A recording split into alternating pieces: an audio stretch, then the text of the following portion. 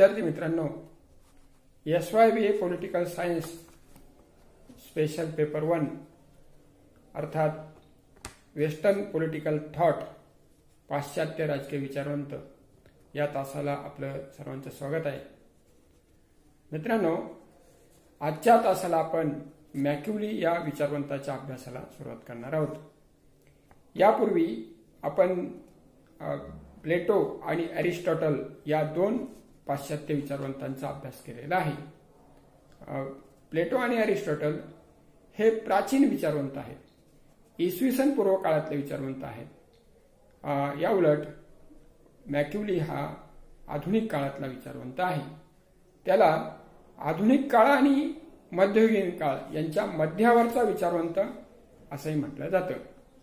आणि म्हणून आजच्या तासाला किंवा इथून पुढे जे विचारवंत आपण शिकणार आहोत हे सगळे आधुनिक विचारवंत आहेत. तर या आधुनिक विचारवंतांमध्ये Marx, Thomas Hobbes, John Locke, Rousseau असे विचारवंत आहेत. आता आपण सुरुवातीला ह्या तासाला या मॅक्युली या विचारवंताचा परिचय करून घेणार आहोत. या परिचयामध्ये दोन भाग आहेत. एक त्याचं व्यक्तिगत जीवन आणि दोन त्या काळातली इटलीतली सामाजिक परिस्थिती, तो ज्या देशात जन्माला आला त्या देशातली सामाजिक परिस्थिती, अशा दोन भागात आपण या मॅक्युलीचा परिचय करून घेणार आहोत. मॅक्युली हा इटलीमध्ये जन्माला आलेला आहे. इटलीचं महत्वाचं शहर फ्लॉरेन्स, या फ्लॉरेन्स शहरामध्ये त्याचा जन्म झाला. त्याचा जन्म 3 मे 1469 ला झाला आणि त्याचा मृत्यू 20 जून 1527 ला झाला. थोडक्यात तो 15व्या शतकात होऊन गेलेला विचारवंत आहे, किंबहुना 15व्या आणि 16व्या शतकाच्या मध्यावर तो होऊन गेलेला आहे. तो जन्माला आला तर त्याचे वडिलांचा तो तिसरा अपत्य होता. त्याचे वडील पेशाने वकील होते. त्याच्या वडिलांनी अनेक नागरी पदं भूषवलेली होती. तो फार श्रीमंत कुटुंबामध्ये किंवा राजघराण्यात जरी जन्माला आलेला नसला तरी त्याचं कुटुंब हे सुखी कुटुंब होतं. त्याला मॅक्युलीला लहानपणापासून वाचनाची प्रचंड आवड होती.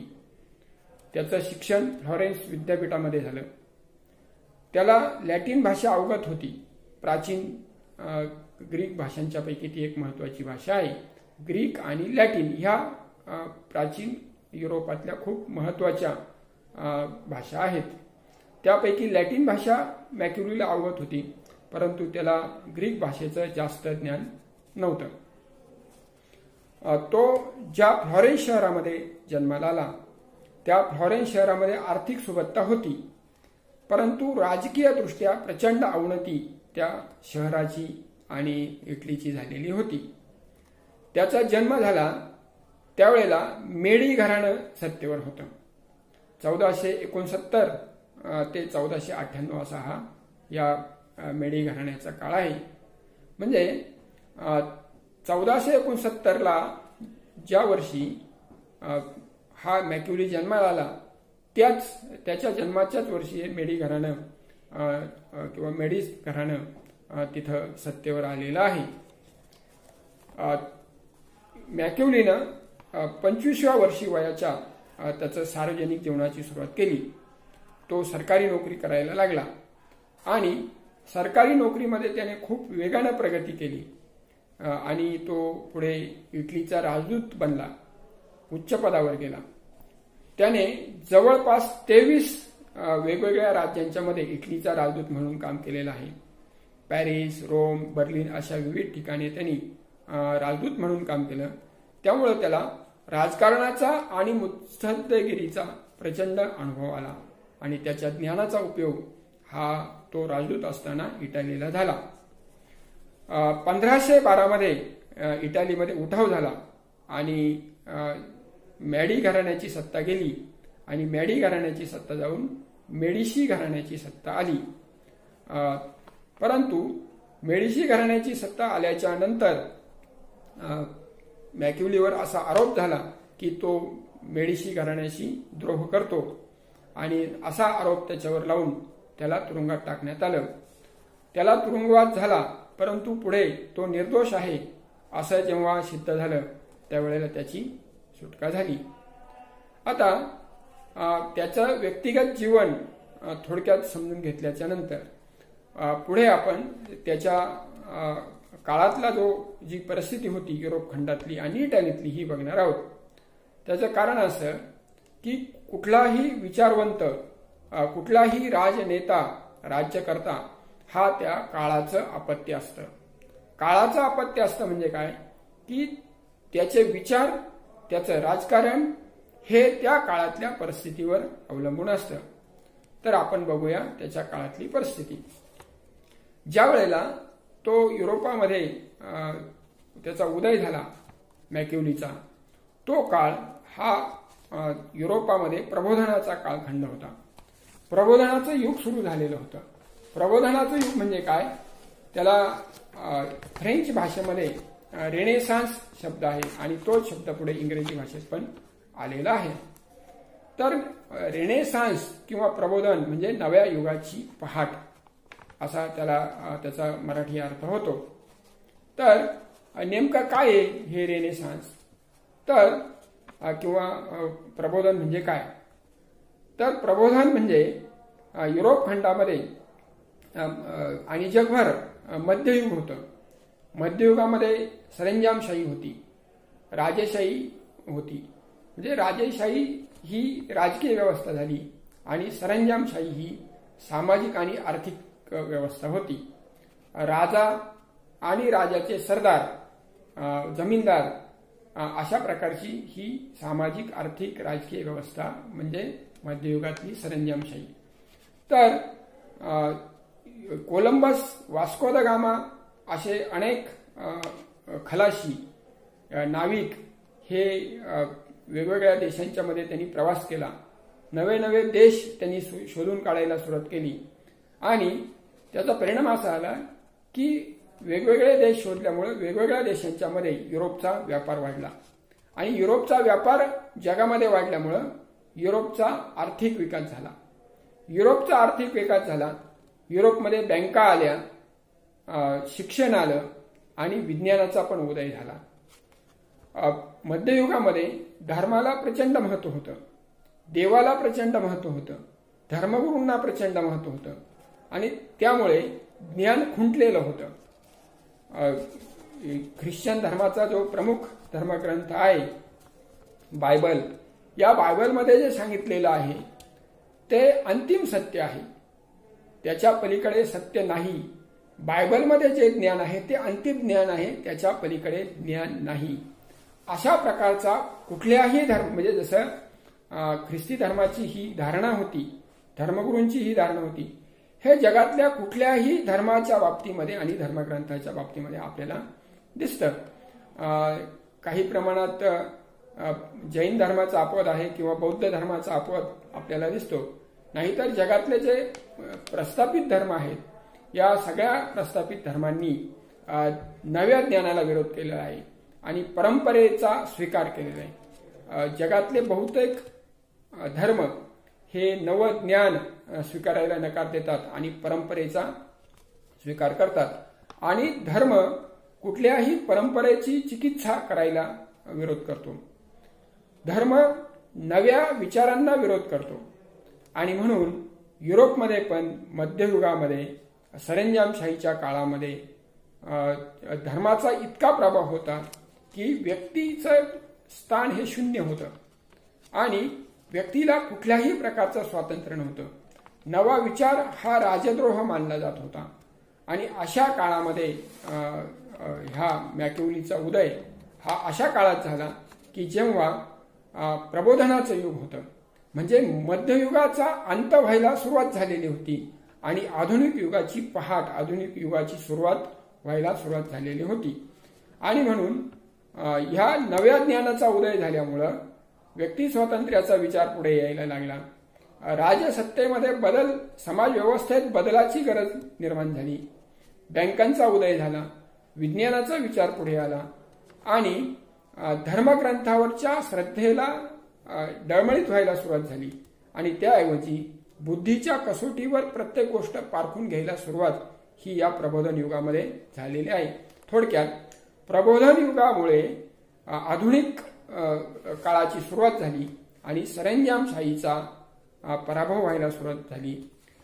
धर्माचा जो प्रभाव असतो, धर्मामध्ये स्वर्ग, नरक, देव अशा गोष्टी असतात, पाप पुण्याच्या कल्पना असतात आणि त्यामुळं धर्मगुरूंचा प्रभावामुळं इटलीमध्ये राजसत्ता दुबळी झालेली होती.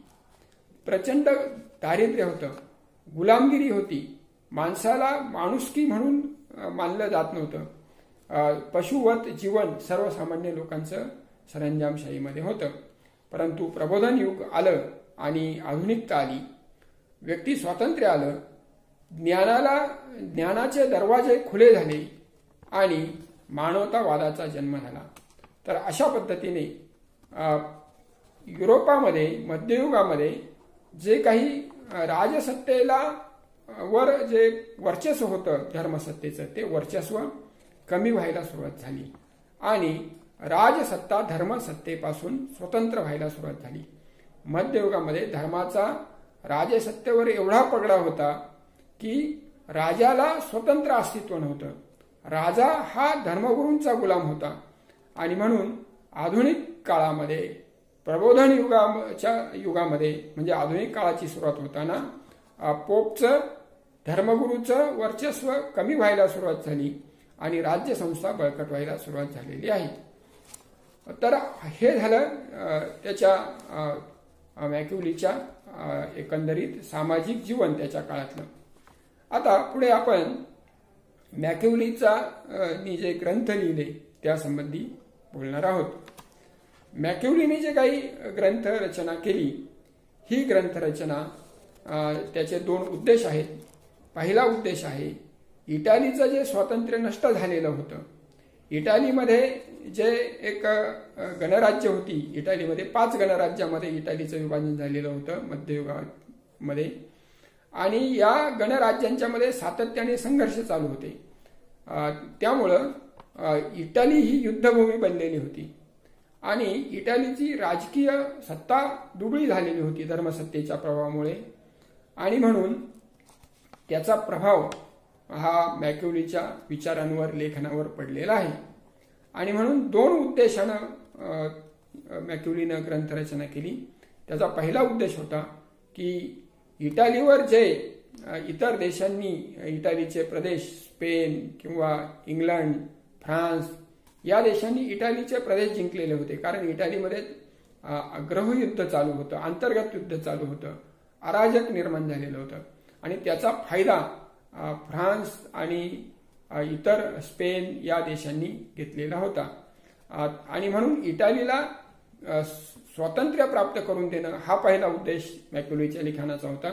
आणि दुसरा उद्देश होता की आर्थिक वैभव, राजकीय वैभव जे इटालीला होतं ते प्राप्त करून देणं आणि एकात्म इटालीची स्थापना करणं, एका समर्थ सशक्त इटाली देश उभा करणं आर्थिकदृष्ट्या, राजकीयदृष्ट्या, हा मॅक्युलीच्या लेखनाचा उद्देश होता.